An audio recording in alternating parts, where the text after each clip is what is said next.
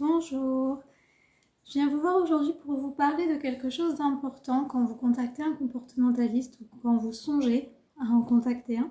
C'est l'importance de la confiance et de la transparence que vous avez vis-à-vis du professionnel qui vous accompagne. Pourquoi est-ce que cette transparence et cette confiance sont importantes? Euh, je vous dis souvent que faire une consultation avec moi ou avec un autre professionnel, c'est un petit peu comme si on jouait les enquêteurs et comme si on allait, avec notre loupe de Sherlock Holmes, là, aller fouiller un petit peu. On va fouiller dans l'histoire du chat.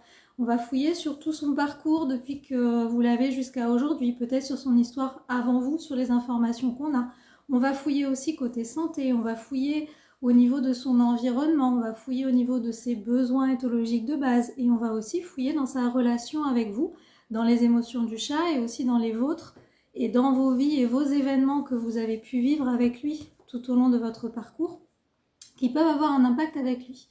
Donc je dis toujours, je suis un peu le Sherlock Holmes et vous êtes les Watson qui assistaient un petit peu l'enquête, c'est exactement ça. Sauf que parfois, on peut se retrouver en tant que professionnel face à des gens qui ne sont pas forcément prêts à s'ouvrir, et c'est pas grave, mais il faut simplement savoir que ce manque d'ouverture peut nous empêcher de mener l'enquête à bien. Parce que pour ceux qui ont déjà fait une consultation avec moi, vous le savez, je suis vraiment dans une ouverture. Je vous crée vraiment un espace d'écoute où il n'y a aucun jugement. Tous ceux qui ont travaillé avec moi pourront vous le dire. Hein. Il n'y a aucun jugement, il n'y a aucune évaluation négative de ce que vous pouvez ressentir, de ce que vous avez pu faire avant. On n'est pas là pour vous juger, on n'est pas là pour vous critiquer, on est là pour vous accompagner et surtout pour trouver une solution ensemble aux problèmes que vous rencontrez avec votre chat et surtout à la difficulté que vit votre chat. Parce que n'oubliez pas qu'un trouble du comportement ou une difficulté que ressent votre chat, c'est symbolique d'un mal-être ou d'un stress, de quelque chose qui ne va pas chez lui. Et notre rôle ensemble, c'est de tout démêler, d'avoir les bonnes infos et ensuite de trouver les causes et de pouvoir accompagner le chat. Donc le professionnel a besoin de vous. C'est vraiment un travail d'équipe. Donc si vous faites de la rétention d'informations, si vous cachez des choses aux professionnels, on ne va pas pouvoir forcément tout déceler. Donc je vous le dis hein, régulièrement, en consultation, il y a ce que vous dites, mais il y a aussi ce que le chat peut montrer en consultation, surtout quand on est en consultation à domicile, ou même parfois en visio quand le chat est présent pas très loin avec nous. Le chat montre des choses. Et certaines personnes ne vont pas vouloir parler de certains aspects de leur vie et je les comprends très bien, vous n'êtes pas obligés, on n'est pas en séance de thérapie ni de psy, hein. On est juste en train de s'intéresser aux différents événements que vous avez pu vivre, aux différentes émotions que vous êtes en train de vivre qui peuvent avoir un impact sur le chat parce qu'au-delà du caractère éthologique pur, vos émotions peuvent impacter et les changements de vie qui peut-être pour vous peuvent vous paraître anodins peuvent être énormes à gérer pour le chat, comme le confinement, comme un déménagement, comme une séparation, comme un changement de travail. Toutes ces choses-là peuvent avoir un impact sur le chat. Donc, dans ma déontologie, que vous pouvez retrouver sur mon site internet, je vous dis toujours qu'on passe un contrat tous les deux, mais qu'on a un objectif commun qui est d'aider le chat.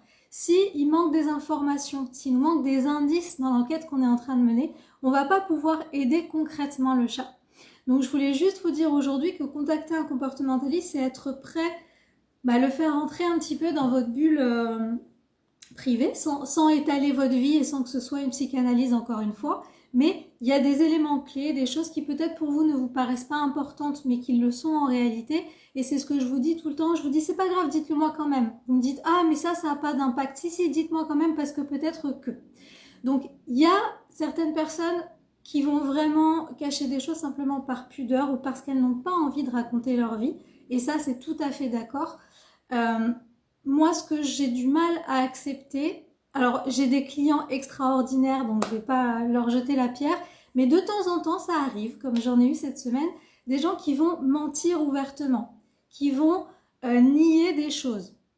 Donc il faut savoir qu'avec moi, je ne suis pas là encore une fois ni pour vous juger ni pour vous observer, mais je ressens beaucoup de choses. Je travaille aussi en énergétique, je suis formée en langage paraverbal, je suis formée en PNL, Donc, il y a des choses que je perçois et surtout que votre chat me transmet par son comportement quand je suis là ou en visio.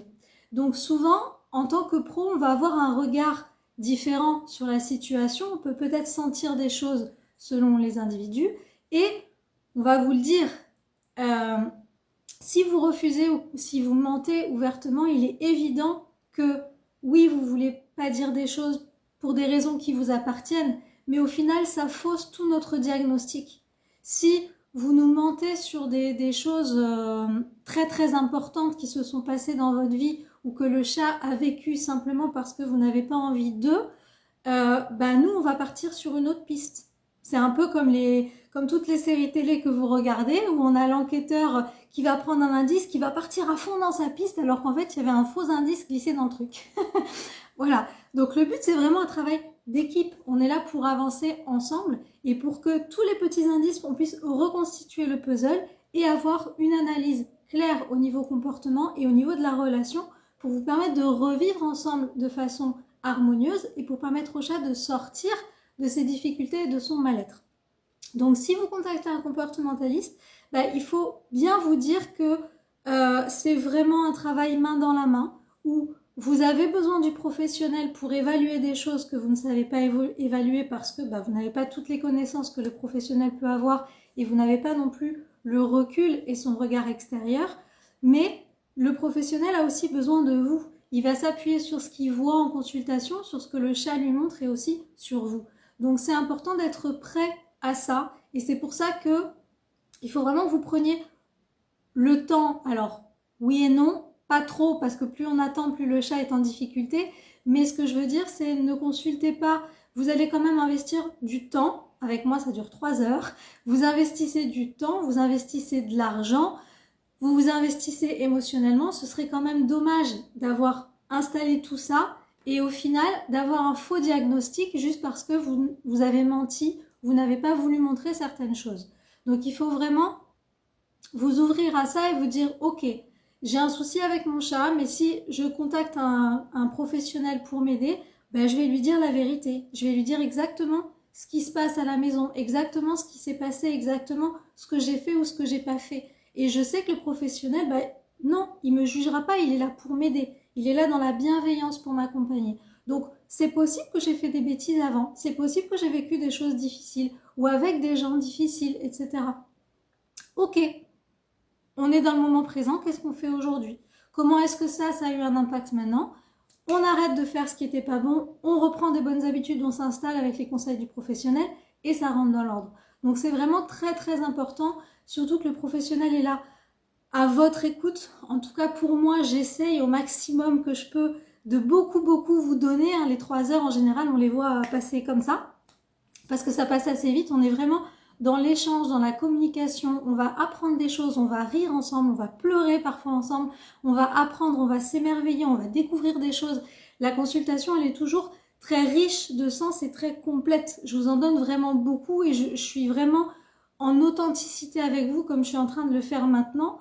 Donc c'est sûr que quand en face, on a quelqu'un qui est fermé ou qui veut pas, nous on peut rien faire.